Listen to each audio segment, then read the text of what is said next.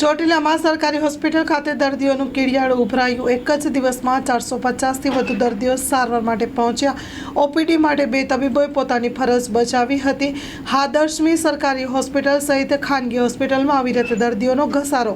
હાલ ચોમાસાની વિદાયનો સમય ચાલી રહ્યો છે। ચોટીલા સહિત ગ્રામ્ય વિસ્તારોમાં ચોમાસા દરમિયાન વરસી પડેલ વરસાદને લઈને પાણીજન્ય રોગો ઉપદ્રવ વધી ગયો છે। લોકોમાં ફૂલુ, તાવ, શરદી, ઉધરસ જેવી બીમારીઓનો ભોગ બનતા સારવાર માટે ચોટીલા સરકારી રેફરલ હોસ્પિટલ ખાતે અસંખ્ય દર્દીઓ પોતાના રોગોની સારવાર માટે ઉમટી પડ્યા છે।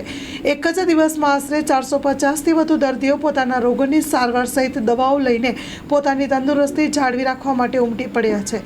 Story report by Vikramsinh Jadeja.